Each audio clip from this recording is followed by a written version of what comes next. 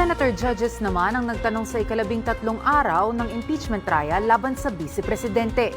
Iba't ibang mga usapin ang nais nilang mabigyang linaw kaugnay sa unang article of impeachment.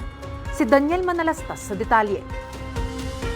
Ang mga senator judge naman ang kumumpronta sa testigong si Attorney Roderick Wamil na dating state auditor ng Commission on Audit para sa Intelligence at Confidential Funds sa pagpapatuloy yan ng talakayan sa Article 1. Ilan sa tinumbok nila kung pwede ba talagang busisiin ang confidential funds at tungkol sa mga panuntunan tungkol dito. Sa kaso po ba ng OVP at ng DepEd, nakapagbigay po ba sila ng mga kompletong dokumento at resibo na hinihingi ng COA? Ang tanging period lang po sa pagkakalap ko na mayroong documentary evidence of payments based on may stay sa ICFAO o yung fourth quarter of 2022. At based po dun sa kanilang documentary evidence of payments for that period, wala po silang sinamit na official receipt or sales invoice. Pero tanong ni Senator Judge Erwin Tulfo kung may mga kaduda-duda nang napansin sila Wamil sa confidential funds ng Office of the Vice President tulad ng mga questionableng mga pangalan at pati na rin pinaggasusan ng mga umano'y pang-medikal. Bakit hindi nila sinampahan ng kaso sa Office of the Ombudsman? Pwede lang namin siyang i-refer to the Office of the Ombudsman kapag nagkaroon ng final order at hindi po kinumply ni OBP yung. Dahil hindi ka na connected sa ICFAO, so wala ka ng pakialam kung ano na nangyari sa kaso na hinawakan mo. Hindi naman po sa wala akong pakialam, pero yung mga ganyang bagay po kasi ay confidential. Sinuri po ba ng COA ang bawat purchase at payment? Alin po dito yung supported at allowable? Ang pinagbasehan po namin ng findings yan is yung sinamit po nilang documentary evidence of payments. Isa pa sa inungkat ng mga senador kung kinakailangan ba talaga ilagay ang tunay na pangalan ng mga intel agents o informers na tumanggap ng confidential funds sa OVP. Sabi ni Wamil, tahimik ang patakaran sa usapin. Sa ibang mga agencies na enforcement agencies, ibang government agencies na gumagamit ng alias, pinapayagan ba o hindi?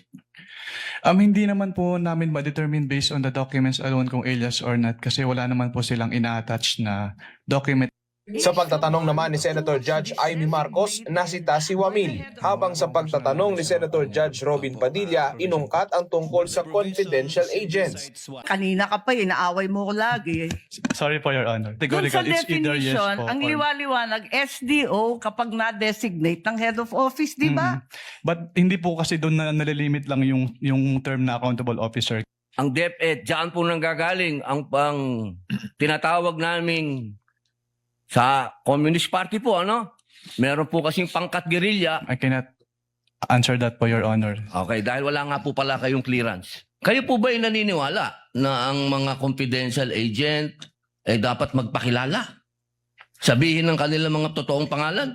Ang wala pong provision as to that po sa Joint Circular, Your Honor. Isa naman sa dinikdik ng mga senador sa defense team kung totoong tao ba ang mga naglutangan na pangalan sa confidential funds. Tulad na lang nina Piatos, Andy Lim. I would like to answer a question, Your Honor, but that is part of the legal strategy which you will see. Kinwestiyon naman ni Senator Judge Raffy Tulfo kung may conflict of interest ba si Atty. Michael Powa matapos ang pagpunta umano sa Commission on Audit para makipag-usap umano sa sinasabing audit query at para mag-represent ngayon si Powa sa impeachment trial sa pinag-uusapang confidential funds.